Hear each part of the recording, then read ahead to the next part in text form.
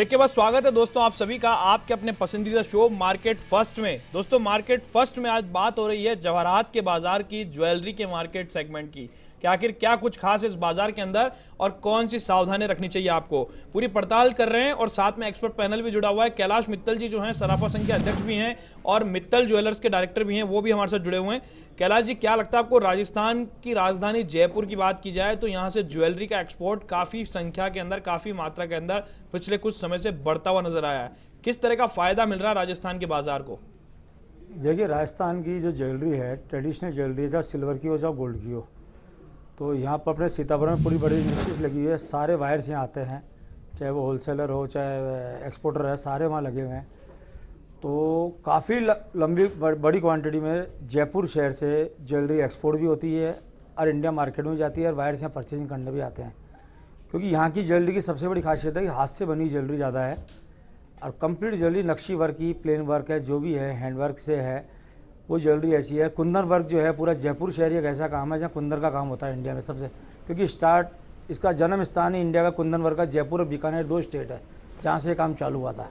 अब तो कई जगह होने लग गया, लेकिन आज जो जयपुर में जो भी आज मीना का इसमें कुंदन में काम होता है और वर्क होता है, वो इससे पहले कहीं नहीं होता था।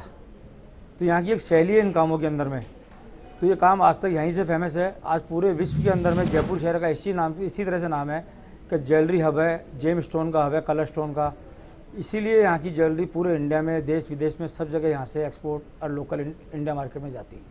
लेकिन कैलाश जी, आपको क्या लगता है चांदी का बाजार जो है, सिल्वर का बाजार, इसका एक्सपोर्ट बड़ा है, तो इससे क्या सोने की बिक्री पर भी कोई फर्क पड़ता हुआ नजर आया? नहीं, इससे कोई फर्क नहीं पड़ता। चांदी और सोना दोनों डिफरेंट है। चांदी के कंज्यूमर वायर अलग होते हैं और सोने के अलग होते हैं।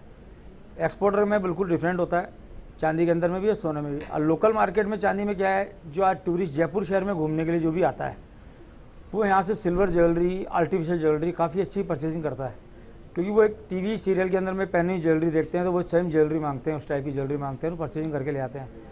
एक टूरिस्ट आता है, अपने अपने हिसाब से, अपनी कैपेसिटी के हिसाब से परचेजिंग करता है, पूरे मार्केट में घूमता है और कई जगह अपने एड्रेस लेके आते हैं कि यहाँ से हमने ली थी, वहाँ से हम जाना, वहाँ जाना, इस तरह से लेकर के अपनी परचेजिंग करने आते हैं। काफ़ी अच्छी परचेजिंग करके वो जयपुर शहर से जाते हैं। बिल्कुल। कमल जी, अक्षय तृतीया जो है वो नजदीक आती हुई नजर आ रही है, क्या लगता है आपको राजस्थान का बाजार क्या हालत बयां कर रहा है? देखिए, अक्षय तृतीया इस साल 9 मई को है और अक्षय तृतीया के दिन आमतौर पर 25 से 30 टन सोना बिकता है। पूरे देश की बात कर रहा हूँ मैं, ये राजस्थान की अकेले की बात नहीं है। 2013 में रिकॉर्ड बिक्री हुई थी सोने की अक्षय तृतीया पे और उस दिन 50 टन सोना बिका था। लेकिन इस बार ऐसा लगता है कि ये बिक्री 25 से 30 टन जो आमतौर पर बिक्री होती है वही बिक्री होगी, क्योंकि सबसे बड़ी बात है कि प्राइस इस समय 29,000 रुपया प्रति 10 ग्राम के आसपास चल रहे हैं। इसमें अन्य चार्जेज होते हैं, मजदूरी वगैरह जुड़ करके ज्वेलरी के, तो काफ़ी प्राइस ऊंचे हो जाने से मुझे लगता है कि ये बिक्री 25-30 टन के आसपास रहेगी इस बार अक्षय तृतीया पर। बिल्कुल। विवेक काला जी, अक्षय तृतीया नजदीक आ रही है, जैसा कि जिक्र कर रहे हैं कमल जी, बाजार के हालात बयां किया कमल जी ने, आप क्या कुछ एक्सक्लूसिव लेकर के आ रहे हैं अक्षय तृतीया पर? देखिए, पहली बात तो ये कि अक्षय तृतीया पे जो मेन सेल है, जो लोग इन्वेस्टमेंट के लिए खरीदते हैं वो प्योर गोल्ड ही खरीदते हैं। और अक्षय तृतीया क्योंकि एक अबुझ मुहूर्त है और उस दिन बहुत शादियां होती है, तो शादी का सीज़न ही सबसे बड़ा सीज़न है हमारे लिए। तो इंडिया के लिए ये जो है ना, पूरी ज्वेलरी इंडस्ट्री ही मैरिज ड्रिवन है। जब भी शादियां होगी तो ज्वेलरी बिकेगी, और जब अगर सोना सस्ता हो जाएगा तो फिर ज्वेलरी बिकेगी, तो सोना बिकेगा। तो कहने का मतलब ये है कि हम तो इस बात की तैयारी शुरू से करते हैं। और इस बार तो क्योंकि हमारी 40-42 दिन का जो गैप रहा है, क्योंकि ग्राहकों को माल नहीं मिला, जिनको भी अभी शादी करनी है, तो वो लोग अभी, उनके लिए तो बहुत अच्छा टाइम है कि वो कर लें, क्यों भरोसा नहीं है फिर 26 तारीख से दोबारा स्ट्राइक हो जाए। तो ये एक अच्छा टाइम है उन लोगों के लिए ज्वेलरी खरीदने के लिए। मैं चाहूँगा कि जिनको भी अक्षय तृतीया के लिए या आगे अपनी शादियों के लिए ज्वेलरी लेनी है, तो वो 26 तारीख के पहले इसको कर लें, ताकि उनको बाद में निराशा नहीं हो। बिल्कुल। दोस्तों, हमारे साथ में इस वक्त मित्तल ज्वेलर्स से कैलाश मित्तल जी जुड़े हुए हैं, उनके संस्थान का हम रुख करते हैं, आपको वहां सीधे लिए चलते हैं। जौहरी बाजार के अंदर ये इनका प्रतिष्ठान जो है वो स्थित है, सीधे आपको लिए चलते हैं मित्तल ज्वेलर्स जयपुर। नमस्कार दोस्तों, मेरा नाम आरसी मित्तल है। मेरी जौहरी बाजार में मित्तल ज्वेलर्स के नाम से दुकान है। हमारी ये फर्म करीब 40 सालों से ज्वेलरी व्यापार, इस सराफा व्यापार में जुड़ी हुई है।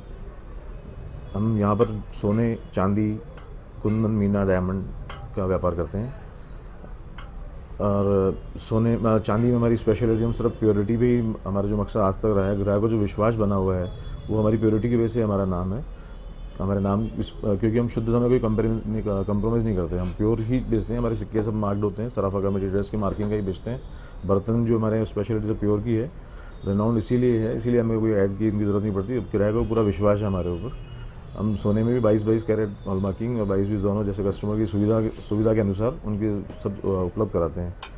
इस फील्ड में हमारी आज ज्वेलरी बाज़ार में हमारी और भी एक्सपोर्ट्स भी हैं, हमारे इस फील्ड के थ्रू एक्सपोर्ट्स भी हैं। यूरोप में भी हमारा एक्सपोर्ट भी होता है ज्वेलरी का, डायमंड ज्वेलरी का, वहाँ भी हमारी लाइसेंसिंग फर्म है।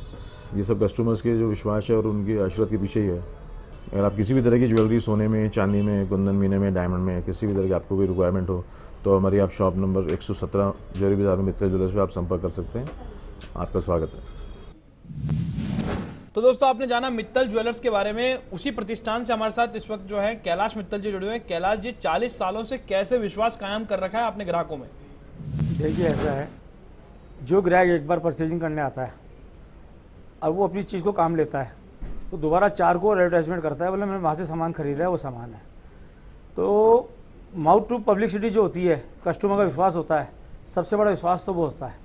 क्योंकि जब ग्राहक सामान लेके जाता है, वो यूज़ करता है, कोई वापस देने आता है, तो उसी से सबसे बड़ा विश्वास होता है। ज़रूर है हॉल मार्किंग अभी ये कुछ समय से आया है, उससे पहले हॉल मार्किंग नहीं था। घर घर में काम होता था, ग्राहक आता था, बोला मुझे ज्वेलरी बना दो, तैयार में से दे दो, सब तरह से लेते थे। तो आज भी ग्राहक का सबसे बड़ी बात है, विश्वास के पीछे ग्राहक आता है। जिसके यहाँ कस्टमर को विश्वास है ना, वो उसी दुकान से परचेजिंग करता है। सबसे बड़ा विश्वास हमने यही जमाया है, जो कस्टमर हमारे पास परचेजिंग करने आया है वो दोबारा रिपीट लेके आया, अपने साथ 2 जनों को बोल लेके आया है कि नहीं यहाँ चीज़ सही मिलती है, वो लेके आए। इसी तरह सबसे बड़ा हमने विश्वास कायम किया है। बिल्कुल। कमल जी, आपका रुख हम करना चाहेंगे। सरकार जो है वो अपनी तरफ से किस तरह से गोल्ड के बॉन्ड को लेकर के आजकल काफी चर्चाएं जो है वो सुनने को मिल रही है नरेंद्र मोदी सरकार में, क्या कुछ खास है इस बॉन्ड स्कीम के अंदर? देखिए, ऐसा है कि प्रधानमंत्री ने पेपरलेस गोल्ड की बात करी है और उन्होंने जब बॉन्ड जारी किया, अभी फिर से अक्षय तृतीया पे सॉवरेन गोल्ड बॉन्ड फिर से इशू होगा, जो सेकंड चरण है। तीसरा चरण इसके बाद होगा। हालांकि इसे बहुत ज़्यादा इस समय रेस्पॉन्स नहीं मिला है, लेकिन मुझे लगता है कि जैसे डीमेट गोल्ड है, ETF के अंदर भी पैसा लगाते हैं लोग, उस तरह इस बॉन्ड में भी पैसा लगाएंगे। लेकिन इसके लिए बहुत ज़्यादा साक्षरता की ज़रूरत है। लेकिन जब हम बात फिर वही करते हैं कि शादी या कोई फंक्शन की बात होती है, उस समय पेपरलेस गोल्ड को कोई भी महिलाएं काम में नहीं ले सकती है। जो भी ज्वेलरी को पसंद करते हैं पहनना, उन्हें फिजिकल गोल्ड ही खरीदना ज़रूरी होता है, चाहे वो ज्वेलरी ले। हाँ, इन्वेस्टमेंट की जब बात होती है तब बॉन्ड और जो बिस्किट में गोल्ड खरीदा जाता है वो उसके लिए बेस्ट होता है। इन्वेस्टमेंट करते समय एक मैं सुझाव देना चाहूँगा निवेशकों को कि वे कभी भी गोल्ड कॉइन ना खरीदे। गोल्ड कॉइन की बहुत ज़्यादा मार्केट में वैल्यू नहीं होती है उस समय।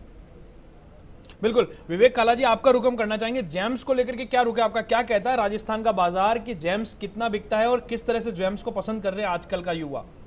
देखो साहब, जयपुर जो है वो कोई ज़माने में एमरल्ड की मंडी थी दुनिया की। धीरे धीरे हम लोग सब तरीके के जेम स्टोन बनाने लगे और आज भी मैं समझता हूँ सेमी प्रेशर स्टोन्स के अंदर दुनिया में अच्छी स्थिति में जयपुर का नाम आता है।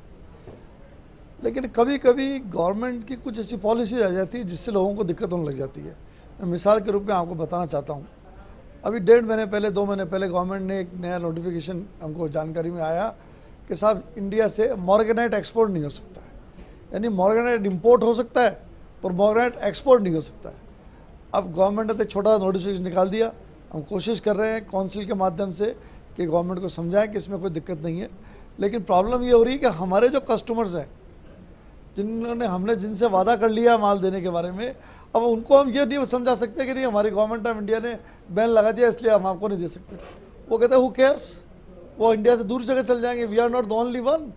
वो बैंकॉक चल जाएंगे और किसी देश में चल जाएंगे। तो गवर्नमेंट को कई बार समझना चाहिए कि छोटी छोटी चीज़ें करने के मुकाबले कोई प्रॉब्लम है तो जो हमने एसोसिएशन बना रखा है, काउंसिल बना रखी है, उसको तो निगाह में ले, उसकी तो कॉन्फिडेंस में ले। ये छोटी छोटी चीज़ें, अब जैसे आज मान लो 42 दिन के लिए ये बाज़ार बंद हो गया, तो जो एक्सपोर्ट के हमारे ऑर्डर्स हैं, जो हमने किसी ग्राहकी के लिए ऑर्डर ले रखे हैं, उनको माल नहीं दे पाएंगे तो इससे लोगों का कॉन्फिडेंस शेक होता है। तो एक स्टेबिलिटी बहुत ज़रूरी है। इसमें कोई दो राय नहीं है कि जयपुर के अंदर एक से एक अच्छे कारीगर हैं हम। और आपको मैं पहले बता दूं कि जितना माल आज की डेट में जेम स्टोन्स जयपुर से एक्सपोर्ट होता है वो 1% भी ऐसा नहीं है जो इंडिया में निकलता हो। हम दुनिया भर में घूमते हैं, रॉ मटेरियल इंपोर्ट करते हैं, जयपुर की स्किल लेबर है उसको बनाती है। आज मैं समझता हूँ पूरे दुनिया भर में डायमंड को मिला करके, कलर स्टोन को मिला के हम 5000 से ज़्यादा हमारे ऑफिसेज दुनिया भर में हैं। और मैं समझता हूँ हम इतनी अच्छी स्थिति में है कि अगर सरकार हमको सपोर्ट करे तो हम दुनिया में 1 नंबर पे आ सकते हैं। इसमें कोई दो राय नहीं है कि हम हीरे में 1 नंबर पर हैं, पर हम कलर स्टोन में भी 1 नंबर पे आ सकते हैं। जिस तरीके से गवर्नमेंट ऑफ इंडिया इंटरेस्ट लेकर के हीरे की हमारे को रॉ मटेरियल सप्लाई करती है, डायरेक्ट गवर्नमेंट बात करती है, चाहे रशिया से बात करे चाहे और किसी देश से बात करे, और हमें बाकायदा राइट प्राइस में माल मिलता है। अगर इसी तरीके से जेम स्टोन्स की बाकी रफ़े भी मिलती रहे तो मैं आपको लिख के दे सकता हूँ कि यहाँ से एक्सपोर्ट 2 साल में दुगना तिगना हो सकता है। बिल्कुल, बाजार पर इसका असर देखने को मिलेगा और कहीं ना कहीं फायदा जो होगा वो सभी लोगों को होगा, चाहे वो दुकानदार हो चाहे वो ग्राहक हो। कैलाश जी, आपका रुख हम करना चाहेंगे न्यू जनरेशन में डायमंड को लेकर के, जैसा कि जिक्र कर रहे थे काला जी, डायमंड को लेकर के खासा क्रेज देखने को मिल रहा है, तो इस क्रेज की खासियत जानना चाहेंगे, क्या किस तरह का क्रेज है और कैसे आम आदमी की सहूलियत में है आज के समय में डायमंड? देखिए, डायमंड में क्या है, आजकल क्रेज बहुत ज़्यादा हो चुका है। डायमंड के छोटे आइटम्स है, टॉप्स है, अंगूठी है, पेंडेंट है, ये आजकल युवा वर्ग है, सगाई होती है, दस्तूर होता है, तो रिंग सेरेमनी होती है तो डायमंड की दोनों की रिंग चली जाती है। तो हर आदमी अपनी कैपेसिटी के हिसाब से खरीदता है। इसमें क्या 5-7 हज़ार से लेकर 15, 20, 50 हज़ार रुपये तक की रिंग्स बनती है। हर तरह की रिंग हर आदमी अपने हिसाब से खरीदता है। टॉप्स है, शादी में भी आजकल डायमंड की ज्वेलरी का बहुत चलन हो चुका है। अपने परचेजिंग कैपेसिटी के हिसाब से कस्टमर कुछ ना कुछ डायमंड के आइटम भी जरूर खरीदता है, चाहे वो 1 लाख 2 लाख का खरीदता हो चाहे 10 लाख का खरीदता हो। तो डायमंड का क्रेज़ कम नहीं हुआ है, काफ़ी अच्छा हो चुका है, क्योंकि डायमंड की सारी ज्वेलरी है 14 कैरेट गोल्ड में बनने लग गई लाइट वेट में, तो अमाउंट काफ़ी कम होता है, लाइट वेट ज्वेलरी होती है।